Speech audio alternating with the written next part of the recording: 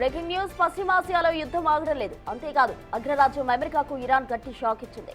సౌదీలోని America స్థావరాలపై Iran జరిపిన మెరుపు దాడిలో భారీ నష్టం వాటిల్లింది. ఈ దాడిలో 15 మంది అమెరికా సైనికులు తీవ్రంగా గాయపడగా అక్కడ యుద్ధ విమానాలు ధ్వంసమయ్యాయి.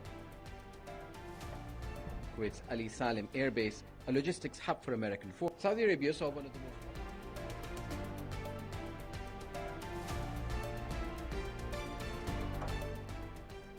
మరోవైపు ఇరాన్ కు మద్దతుగా హౌతీలు కూడా యుద్ధ రంగంలోకి దూకారు. ఇజ్రాయెల్ ను లక్ష్యంగా చేసుకుని హౌతీలు దాడులకు తెగబడుతుండటంతో పరిస్థితి మరింత ఉద్రిక్తంగా మారింది. దీనికి ప్రతిచర్యగా ఇజ్రాయెల్ సైన్యం టెహ్రాన్పై వైమానిక దాడులతో విరుచుకుపడుతోంది. అటు లెబనాన్పై జరుగుతున్న దాడుల్లో ఇప్పటికే పలువురు ప్రాణాలు కోల్పోయారు.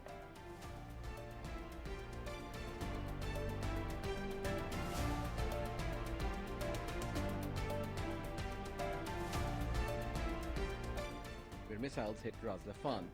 ఇదే సమయంలో పశ్చిమాసియా దేశాలకు ఇరాన్ అధ్యక్షుడు పలు సూచనలు చేశారు. తమ గగన తలాలు వినియోగించుకోవడానికి అమెరికా, ఇజ్రాయెల్ దేశాలకు ఎట్టి పరిస్థితుల్లోనూ అనుమతి ఇవ్వొద్దని ఆయన గల్ఫ్ దేశాలను కోరారు. ప్రాంతీయ శాంతి అభివృద్ధి నెలకొనాలంటే తాము చెప్పిన ఈ నిబంధనలు పాటించాల్సిందేనని ఇరాన్ తేల్చి చెప్పింది.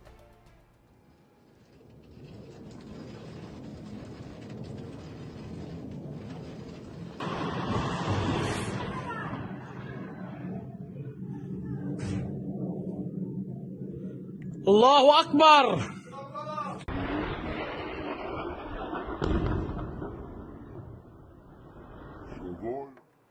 యుద్ధం ముదురుతున్న తరుణంలో ప్రపంచవ్యాప్తంగా ఇంధన సరఫరాపై ఆందోళన వ్యక్తమవుతుంది. అయితే అత్యంత ప్రమాదకరంగా మారిన హర్ముజ్ జలసంధి గుండా భారత్కు చెందిన 2 భారీ గ్యాస్ నౌకలు సురక్షితంగా ప్రయాణించాయి.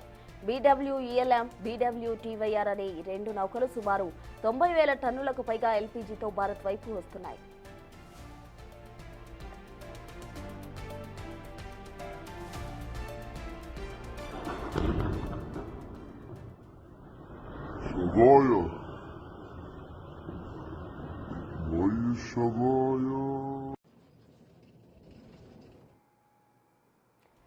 అగ్రరాజ్యం అమెరికాకు ఇరాన్ గట్టి షాక్ ఇచ్చింది. సౌదీలో ఉన్న అమెరికా స్థావరాలపై ఇరాన్ జరిపిన మెరుపు దాడిలో భారీ నష్టం వాటిల్లింది.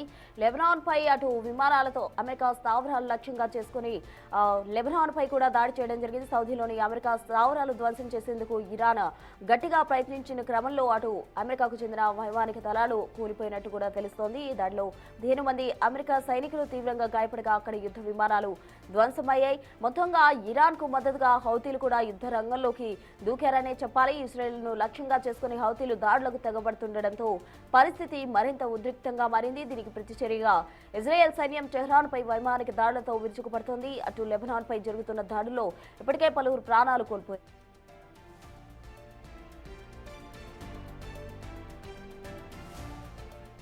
అమెరికాకు ఇరాన్ గట్టి షాక్ ఇచ్చిందనే చెప్పాలి. పూర్తి వివరాలు మా ప్రతినిధి శివ అందిస్తారు. శివ, చెప్పండి, మొత్తంగా పశ్చిమాసియాలో యుద్ధ పరిస్థితి ఇంకా రోజు రోజుకి తీవ్రం అవుతుంది. యుద్ధం ప్రారంభమై ఇప్పటికే దాదాపు నెల రోజులు కావస్తున్న క్రమంలో ఇంకా కూడా యుద్ధం ఆగిపోతుంది అనే సంకేతాలు ఏమాత్రం కనిపించట్లేదు. రోజు రోజుకి యుద్ధం ముదురుతున్న సిచ్యువేషన్.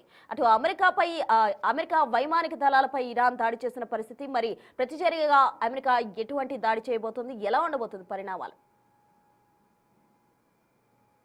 రైట్ ప్రశ్న, రోజు రోజుకు ఈ యుద్ధ ప్రభావం అనేది ప్రపంచ దేశాలపై పడుతుంది. మరొక ఉద్రిక్త పరిస్థితులకు దారితీస్తోంది. అంటే గత నెల 28న ప్రారంభమైన యుద్ధం అనేది ఇంకా కొనసాగుతుంది. దాదాపు 30 రోజులుగా ఈ యుద్ధం జరుగుతోంది. అయితే దాడులు ప్రతిదాడులతో సామాన్య ప్రజలు కూడా తీవ్ర ఆందోళన వ్యక్తం చేస్తున్నారు. పశ్చిమాసియాలో యుద్ధం అనేది ఎక్కువగా ప్రభావం చూపిస్తోంది. అంటే ప్రారంభమైనది యుద్ధం 3 దేశాల మధ్య, అమెరికా, ఇజ్రాయెల్, ఇరాన్. కానీ ప్రతిదాడులు అనేవి ఎక్కువగా జరుగుతున్నాయి. ఇటు పశ్చిమాసియా దేశాలే కానీ గల్ఫ్ కంట్రీస్ ఏవైతే ఉన్నాయో గ్రూప్ ఆఫ్ కోఆపరేషన్ కౌన్సిల్లో ఉన్న 6 నుంచి 7 దేశాలు కానీ మరియు పశ్చిమాసియా దేశాలు, వీటన్నిటిపై కూడా యుద్ధ ప్రభావం పనిచేస్తుంది. అంటే అక్కడ వారు ఇరాన్తో దాడి చేయనప్పటికీ కూడా, యుద్ధం చేయనప్పటికీ కూడా అమెరికాకు సంబంధించి సహాయ సహకారాలు అనేవి అక్కడి నుంచి అందుతున్నాయి. అక్కడి నుంచి ఇరాన్ పై దాడులు చేస్తున్నారు కాబట్టి, మాపై దాడులు చేస్తున్నందుకు ఇండైరెక్ట్ గా మీరే సహకరిస్తున్నారు కాబట్టి మీపై కూడా మేము దాడులు చేయాల్సి వస్తుంది. అంటే అమెరికాకు సంబంధించిన ఆస్తులు ఏవైతున్నాయో వాటిపై మేము దాడి చేస్తామనేది కూడా ప్రధానంగా ఇరాన్ చెప్తుంది. దానిలో భాగంగా ఆ పశ్చిమాసియా దేశంలో ఉన్న చమురు నిల్వలు ఏవైతున్నాయి, నిక్షేపాలు ఏవైతున్నాయి అక్కడ దాడులు చేయడం, దానితో పాటు 100 చారిత్రక కట్టడాలు కూడా దెబ్బతిన్నాయని కూడా ప్రధానంగా చెప్తున్నారు. పశ్చిమాసియా దేశాల్లో ఉన్న చారిత్రక కట్టడాలు